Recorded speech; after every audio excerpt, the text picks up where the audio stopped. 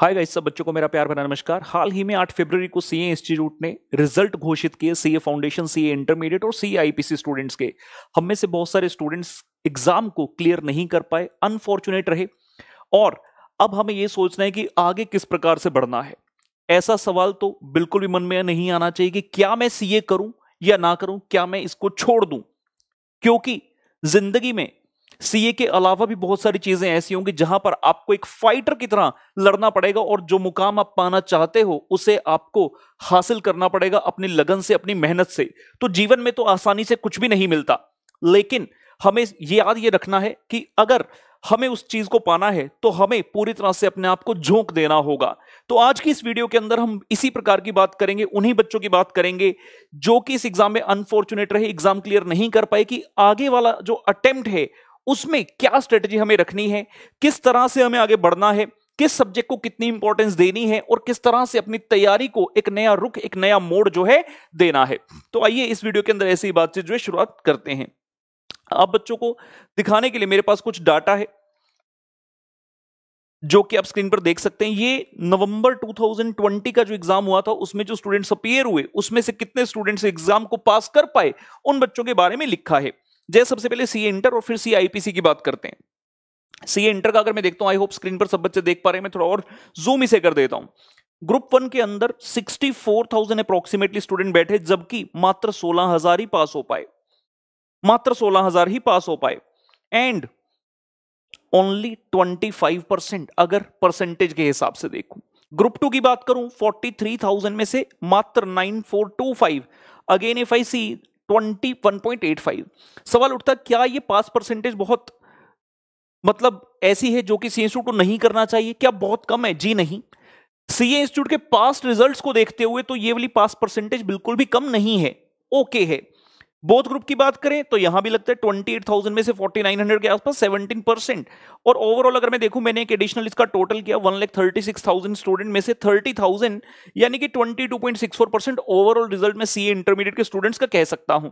तो सीए जब ज्वाइन करते हैं तब तो बताया जाता है यार कि रिजल्ट परसेंटेज बहुत कम होती है, तो ये परसेंटेज ऐसा नहीं है कि कम है। लेकिन जो बड़ा सवाल है वो ये उठता है कि 1,36,000 में से 30,000 के आसपास बच्चे छोड़ दूं, जो बाकी more than 1 lakh student unfortunate रहे, इस परीक्षा को पास नहीं कर पाए। क्या वो सच में डिजर्व नहीं करते थे? क्या उन्होंने पढ़ाई नहीं की थी? क्या उन्होंने क्लासेस नहीं ली थी? क्या उन्होंने रिविजन्स नहीं की थी? क्या एग्जाम अच्छा नहीं लिखा था? नहीं। बहुत सारे बच्चे इसमें से ऐसे हैं जो सीरियस थे, जिन्होंने सब कुछ सही से किया था, लेकिन हम जानते हैं कि सीए इंस्टीट्यूट और सीए एग्जाम में कभी भी 100% रिजल्ट तो नहीं आ सकता। इसीलिए मैं बार बार वर्ड यूज कर रहा हूं अनफॉर्चुनेट या अनलक्की। मैं ये नहीं कह रहा कि आपने पढ़ाई नहीं की, लेकिन एट द एंड हमें इस बात को स्वीकार करना पड़ेगा कि हां, इस एग्जाम में हम पास नहीं हो पाए और ना चाहते हुए भी हमें कमी अपने में ही ढूंढनी होगी। जीवन में अगर हमें सक्सेसफुल होना है तो एक बात तो हम सब समझ लें कि हमें अपने आप में वीकनेसेस ढूंढते रहनी होंगी। Nobody is perfect. मैं भी रैंक होल्डर हूं सभी एग्जाम का, मैं भी आज के डेट में क्लासेस लेता हूं, मुझे पता है मैं बहुत अच्छा पढ़ाता हूं, लेकिन फिर भी मैं अपने स्टूडेंट से पूछता रहता हूं कि यार कोई वीकनेस है तो बता दो, I will try to improve. तो वीकनेस हमेशा हमें ढूंढते रहनी चाहिए अपने अंदर। तो अब हम इस एग्जाम के अंदर अगर पास नहीं हो पाए, फिर तो डेफिनेटली हमें कुछ इस तरीके से पढ़ाई करनी होगी, कुछ ऐसा करना होगा जो कि शायद हमने इस अटेम्प्ट की तैयारी के वक्त नहीं किया था। और इसमें से जो काफी स्टूडेंट्स पास नहीं हो पाए, मुझे ऐसा लगता है कि काफी स्टूडेंट्स का मनोबल कोविड के कारण भी टूटा, क्योंकि सिचुएशन ही ऐसी थी कि पढ़ाई का माहौल नहीं बन पा रहा था। और अगर पढ़ाई का माहौल बना भी तो भी हम उतना नहीं पढ़ पाए, क्योंकि माइंड में कहीं ना कहीं एक ऑक्यूपाई हो गया था कि यार कोरोना चल रहा है, कोविड है। और जिस हालात में एग्जाम भी हुए, बहुत शोर उस समय मचा था कि यार एग्जाम नहीं होने चाहिए, होने चाहिए, बहुत सारी चीजें थी उस वक्त। तो शायद मेंटली भी स्टूडेंट्स परेशान थे। तो आने वाले अटेम्प्ट में हम अपनी पूरी जी जान लगाकर जो है मेहनत करेंगे और इस एग्जाम को पास करेंगे। एक बार सीआईपीसी वाले स्टूडेंट्स का डाटा भी देखते हैं, फिर हम स्ट्रेटेजी पर चलेंगे। सीआईपीसी की बात करूं, लास्ट अटेम्प्ट है इनका आने वाला, जो कि मई/जून 2021 है। ग्रुप 1 में 9600 स्टूडेंट अपीयर हुए, जिसमें से मात्र 1100 पास। ग्रुप 2 में भी कुछ ऐसा ही हाल रहा, और बोथ ग्रुप में तो इंस्टीट्यूट ने पास नहीं किए हैं। पासिंग परसेंटेज देखता हूं तो सीए इंटरमीडिएट से भी यहां पर कम है, और ओवरऑल बात करें तो मात्र 12.62। तो 34,000 में से अप्रोक्सीमेटली 4,000 बच्चे पास हुए। There are still more than 30,000 students जो कि क्लियर नहीं कर पाए। और अगर परसेंटेज बात करूं तो 34,000 में से मात्र 12% पास है। 87% से ज्यादा बच्चे पास नहीं हो पाए, और यहां पर बात करूं तो 77% ज्यादा बच्चे पास नहीं हो पाए। अब उसका रीजन क्या रहा, आगे किस तरह से बढ़ना है और किस टाइप के स्टूडेंट्स हैं, किस कैटेगरी में मैं बांट सकता हूं, उन सभी की आइए लिखकर जो है बातचीत आराम से करते हैं। आप में से जितने भी स्टूडेंट इस वीडियो को देख रहे हैं, सभी स्टूडेंट्स किसी ना किसी कैटेगरी में फॉल करेंगे। हो सकता है पहली में ना सही, दूसरी में ना सही, तो तीसरी में। तो आराम से इस वीडियो को देखते रहना आपने अंत तक, और पूरा वीडियो देखना, आपके जितने भी प्रश्न है सारे इसके अंदर सॉल्व हो जाएंगे। तो मैं यहां पर कुछ डिस्टिंक्शंस जो है कर लेता हूं। There is type 1, type 2 and type 3 student. तो मैंने अपनी पूरी तैयारी की है, मैं पेज पर सब कुछ लिखकर जो है लाया हूं, थोड़ा थोड़ा आप बच्चों को दिख भी रहा होगा। सबसे पहली बात करते हैं उन बच्चों की जिन्होंने बोथ ग्रुप दिए थे, गेव बोथ ग्रुप्स, जिन्होंने नवंबर 2020 के अंदर बोथ ग्रुप्स दिए थे। इसका हेडिंग लिख देते हैं जी स्टेटस, इसका हेडिंग लिख देते हैं स्टेटस ऑफ नवंबर 2020। मतलब जो बच्चे थे वो इन 3 स्टेटस के अंदर फॉल करेंगे। आपने बोथ ग्रुप दिए, क्या क्या पॉसिबिलिटीज हो सकती है? सबसे पहली पॉसिबिलिटी कि आपने दोनों ही क्लियर कर लिए। हमने देखा ना अभी रिजल्ट के अंदर, मैंने बताया काफी सारे बच्चे ऐसे बोथ ग्रुप दिए और पास हो गए। जब बोथ क्लियर हो गए तो भाई कोई दिक्कत ही नहीं है, मतलब आपका स्वागत है, आप कहां पहुंच गए हैं, आप सीए फाइनल में पहुंच गए, जो कि इस परीक्षा की, सीए कोर्स की अंतिम स्टेज मानी जाती है। आपने अगर बोथ ग्रुप दिए और आपका एक क्लियर हुआ, मैं कहता हूं आपने एक ग्रुप क्लियर कर लिया, क्लियर्ड 1 ग्रुप, चाहे वो पहला था या दूसरा था, अब भी हमारा जो है असमंजस की स्थिति नहीं है। 2 ग्रुप दिए थे, एक मैंने क्लियर कर लिया, तो obviously I will prepare for the second group, जो मेरा अनदर ग्रुप रह गया। तो हम इसके साथ लिख देते prepare for the second, prepare for the second. और यहां पर ज्यादा चिंता हमें नहीं करनी है, रीजन बीइंग कि हमने बोथ ग्रुप दिए थे तो शायद हमने पढ़ाई पहले कर ली थी, अभी दिक्कत हमें नहीं है। तो जो ग्रुप पास होना था वो हो गया, जो नहीं पास हुआ उसकी रिवीजन एक्सेट्रा करेंगे और आने वाले एग्जाम में अपीयर होंगे और उसको पास करेंगे। लेकिन हाँ, कई बार बच्चे बोथ ग्रुप ये सोचकर दे देते हैं कि एक की तैयारी है, चलो दूसरे का हमें अंदाजा लग जाएगा पेपर कैसा, और उन्होंने तैयारी की नहीं थी। अगर ऐसा है तो फिर अपने भविष्य के साथ हमें नहीं खेलना है। फिर आपको जो दूसरे ग्रुप की तैयारी करनी है, आपको सॉरी उसकी क्लासेस ले लेनी चाहिए। सर क्लासेस कौन सी, रेगुलर या फास्ट ट्रैक? इस समय पर जो स्थिति है, एग्जाम में मुश्किल से 2-3 महीने बचे हैं, तो आपको मैं रेगुलर तो सजेस्ट नहीं करूंगा, फास्ट ट्रैक क्लास ले सकते हैं। और जहां तक अगर आपका ग्रुप 1 है तो उसमें 2 सब्जेक्ट में हमारी हेल्प हो जाएगी, कॉस्ट और अकाउंट्स। अगर ग्रुप 2 है तो एफएमई कोर एडवांस अकाउंट में आप हमारा फास्ट ट्रैक ले सकते हैं। आंख बंद करके विश्वास कर सकते हैं, ये मैं दावे के साथ कह सकता हूं। बच्चों के इतने रिजल्ट शेयर किए टेलीग्राम पर, इंस्टाग्राम पर, जगह जगह हमने बच्चों की फोटोज भी लगाई, आप बड़े क्लियरली उनको देख सकते हैं कि बहुत सारे बच्चों में ऐसे जिन्होंने फास्ट ट्रैक लिया और बहुत अच्छे मार्क्स लेकर आए हैं, राइट। उसके बाद लेकिन क्लास पर तभी जाना अगर हमें चीजें नहीं आती। अगर हमें सारी चीजें आती है फिर हमें क्लास लेने की आवश्यकता नहीं है। और इसी कारण जब भी रिजल्ट आता है हम कुछ दिनों के लिए अपने प्राइसेस स्लैश कर देते हैं।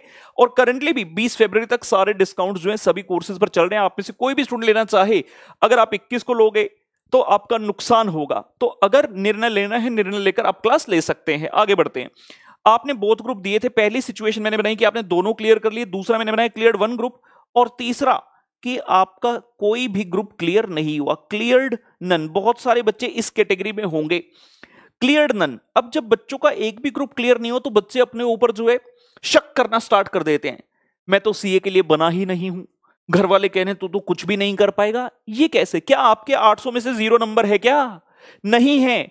800 में से टोटल में से यार 300, 350, 325 कुछ तो होंगे, यानी कि पास होने के लिए 400 और आपके 300, तो आपको सिर्फ 100 नंबर की तैयारी एक्स्ट्रा करनी है मेरे दोस्त। 300 की तैयारी तो आपकी है पहले से। हमें इस तरह से सोचना है।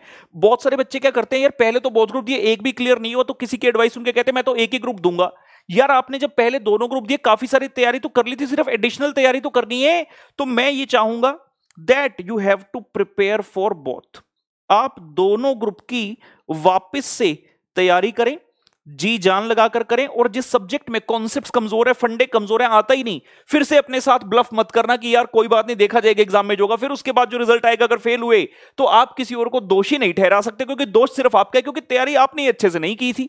तो अगर किसी सब्जेक्ट में फंडे कॉन्सेप्ट्स कमजोर है, नहीं आता, तो go for the class of that subject, simple as that. दूसरी कैटेगरी में कौन से स्टूडेंट्स आते हैं? 1 ग्रुप ऑलरेडी क्लियर, मतलब एक पहले ही क्लियर हो चुका था इस एग्जाम से पहले ही, नवंबर 2020 से पहले ही। And 1 group gave in November 20। One group gave in November 20। इसमें भी दो प्रकार के हम जो है स्टूडेंट्स को डिवाइड कर सकते हैं। आपने एक ग्रुप पहले से क्लियर किया हुआ था और जो एक ग्रुप बचा था वो नवंबर 20 में दे दिया। पहला सिनेरियो क्लियर्ड, अगर आपने क्लियर कर लिया फिर तो भैया कोई दिक्कत की बात ही नहीं ना, फिर तो आप सीए फाइनल में पहुंच गए, फिर तो लास्ट स्टेज में आपका वेलकम है। अगर एक ग्रुप रहता था वही क्लियर हो गया तो दिक्कत ही नहीं। और बाय चांस अगर आपने ये क्लियर नहीं किया है, बाय चांस अगर आपने ये क्लियर नहीं किया तो भी हमें दिक्कत नहीं है, सोचने में समझने में असमंजस की स्थिति नहीं है। हम यही कहेंगे कि प्रिपेयर अगेन, और आने वाले अटेम्प्ट में आप डेफिनेटली अच्छी तैयारी के साथ इसमें कूदें और इसको पास करें। और फिर से भी बात, अगर फंडे क्लियर नहीं है, चीजें अच्छी तरह से नहीं आती, तो you should go for the class. इसके बारे में मैं डिटेल में लास्ट में चर्चा करूंगा, पहले तीनों सिनेरियोस बना देते हैं। तीसरा सिनेरियो जिसमें सबसे ज्यादा बच्चे फॉल करेंगे, आई नो दैट। तो एक ग्रुप तो आपने दिया नवंबर 20 में, मेरी इंग्लिश पर मत जाना, मैं सिर्फ समझाने के पर्पज से लिख रहा हूं, तो मेरी जो इंग्लिश है वो थोड़ी आगे पीछे हो सकती है, don't worry about that. One group gave in November 20 और वन ग्रुप स्टिल लेफ्ट, मतलब आपने एक ग्रुप दिया नवंबर 2020 में और एक ग्रुप आपने आने वाले अटेम्प्ट में देना था।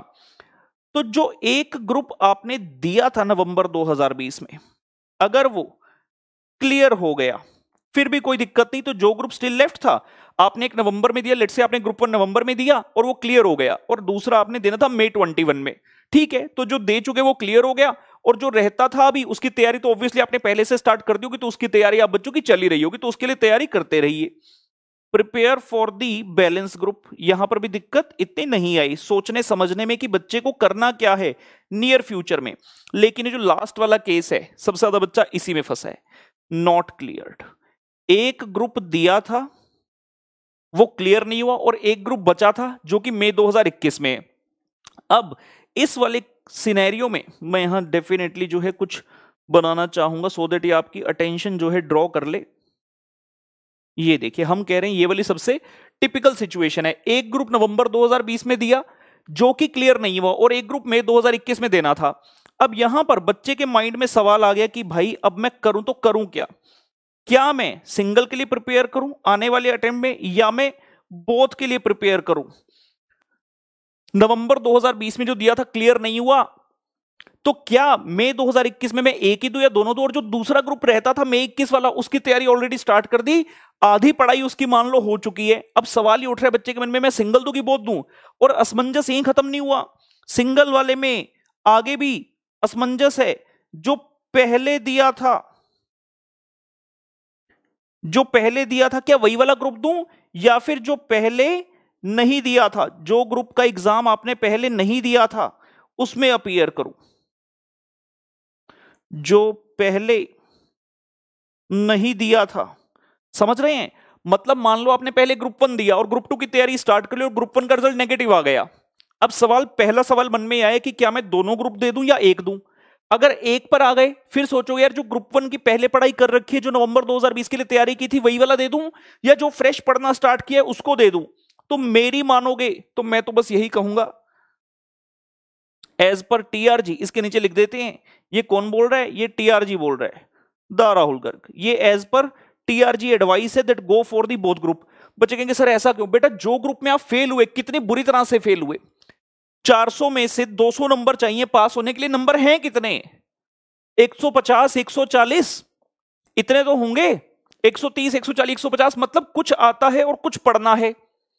तो कुछ के लिए मैं ये नहीं सोच सकता अभी 3 महीने एग्जाम के लिए लेट से पढ़े, हम ऐसे एज्यूम करते हैं क्योंकि जनवरी वाले बच्चों का भी रिजल्ट आना है, तो मैं एज्यूम करता हूं कि 15-20 मई के बाद होंगे पेपर। आज हम मिड फरवरी के आसपास हैं, तो मिड फेब से मिड मार्च, मिड मार्च से मिड अप्रैल से मिड मई, कम से कम 3 महीने तैयारी के लिए। तो क्या मैं सिर्फ एक की तैयारी करूं? जी नहीं, इस समय पर करनी आपको दोनों ग्रुप की तैयारी चाहिए। देखो ऑब्वियसली मुश्किल है, बच्चे कहेंगे नहीं नहीं दोनों की नहीं हो सकती, हमने तो अपने आप को कभी उस नजर से देखा ही नहीं। अरे कैसे नहीं देखा? सब कुछ हो सकता है, लेकिन जो मैंने पहले कहा, you have to be determined, you have to be disciplined. आपको तैयारी करनी होगी। दिन के अगर 24 में से सिर्फ 5-6 घंटे पढ़ते हो तो डबल करना होगा, 10 से 12 घंटे का एफर्ट देना होगा, और उसका रिवॉर्ड मेरे को नहीं मिलेगा, आपको ही मिलेगा। It is for your benefit, it is you who will achieve, it is you who will reap the benefit, ना कि मैं तो बोलकर चला जाऊंगा कि बोथ दे दो। बहुत सारे बच्चे फिर भी कहेंगे नहीं नहीं बोथ नहीं यार, एक ही देंगे। एक दोगे, क्या गारंटी है कि पास होगा? मेरे को ये बताओ। कि बच्चे ऐसे बोलते हैं सर बोल रहे बोथ दे दो, अगर फेल हो गया तो। अरे यार तुम बताओ, तुम कह रहे हो कि एक देंगे, मुझे उसकी गारंटी दे दो कि तुम एक में पास हो जाओगे, क्या कोई गारंटी है? नहीं है guarantee. It depends upon your efforts.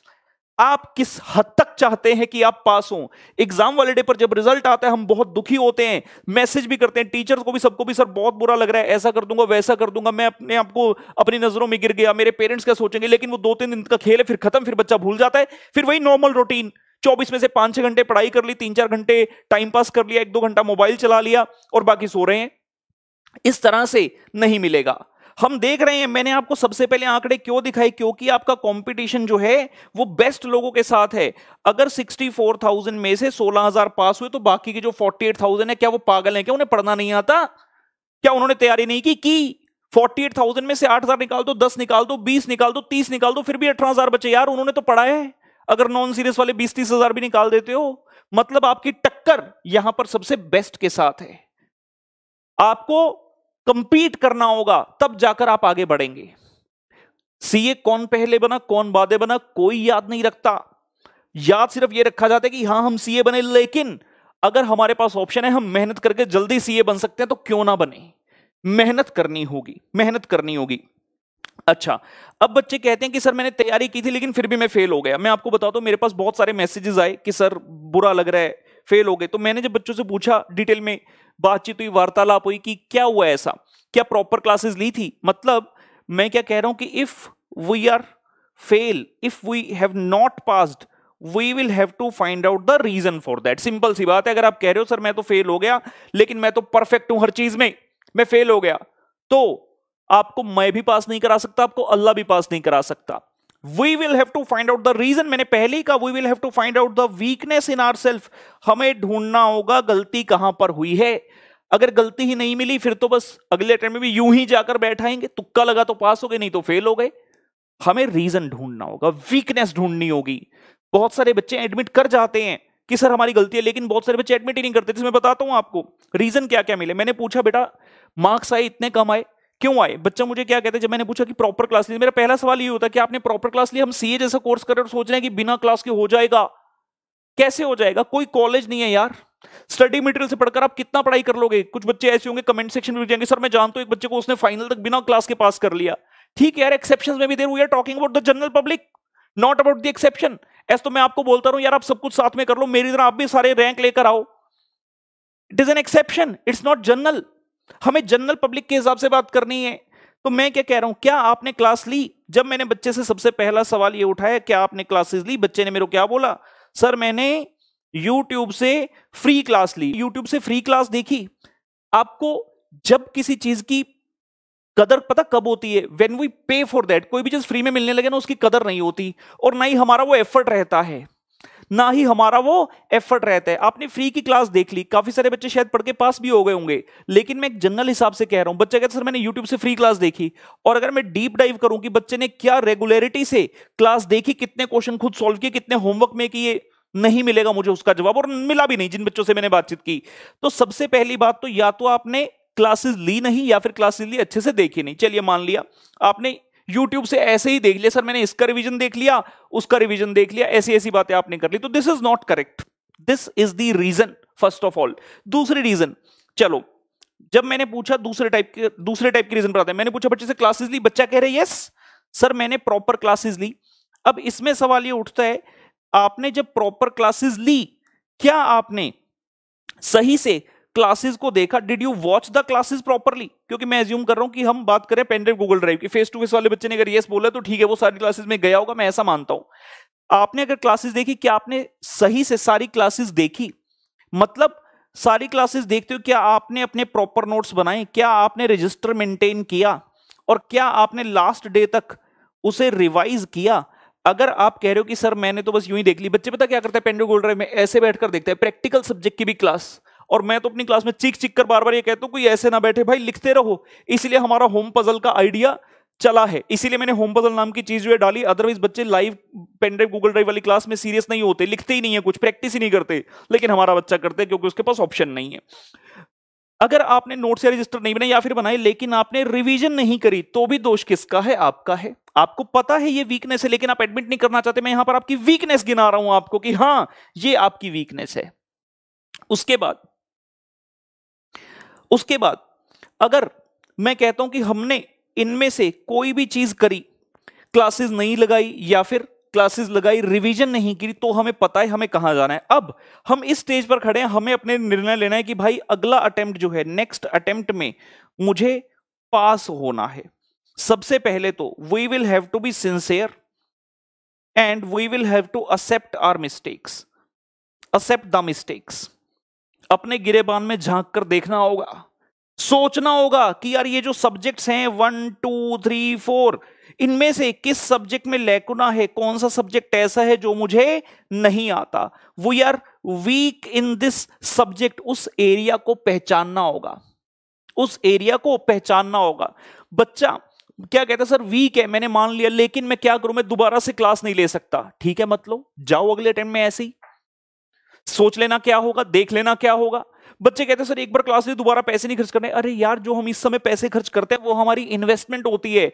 Let's say आपको टैक्स का सब्जेक्ट अच्छे से नहीं आता, तो टैक्स की क्लास लो ना यार। कहां से लेनी है वो मैं नहीं बताऊंगा, वो आप देखोगे कहां से क्लास लेनी है। तो जो भी सब्जेक्ट में वीकनेस है, I will have to take the class. Regular मतलब फास्ट टेक लो, किसी भी तरह से करो, लेकिन हमारे लिए पैसे जरूरी है या फिर अपनी डिग्री ज्यादा जरूरी है। और पैसे भी ऐसे नहीं है कि कोई लाखों में आपसे मांग रहा है। कोई भी पर्टिकुलर सब्जेक्ट जिसमें आपको लगता है आप वीक हो, उसकी क्लास आप ले सकते हो, right.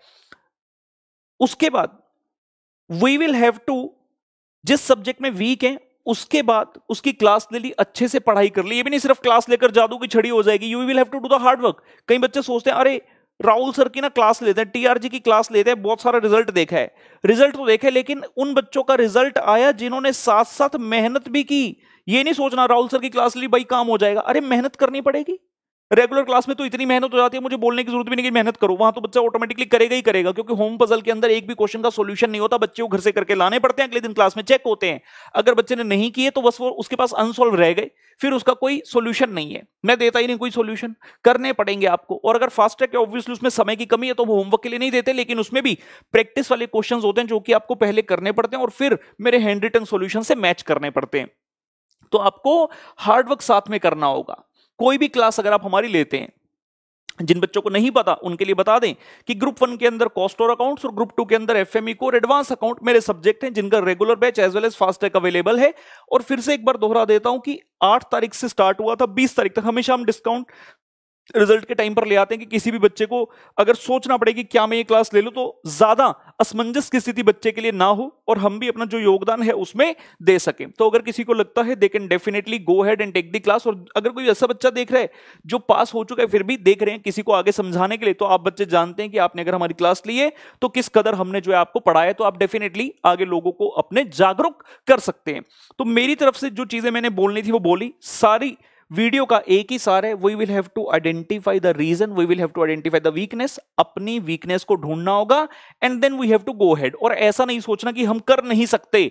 Everybody can do provided you have the will. सुना होगा where there is a will there is a way. तो जहां चाह वहां रहा। अगर हमें लगता है कि हमें करना है तो हो सकता है, no if no but we can definitely achieve, provided we have to be discipline, we have to be very determined और हमें कॉन्फिडेंटली पॉजिटिव एनर्जी के साथ आगे बढ़ना होगा। ठीक है गाइस, मेरी तरफ से इतना ही। Bye bye.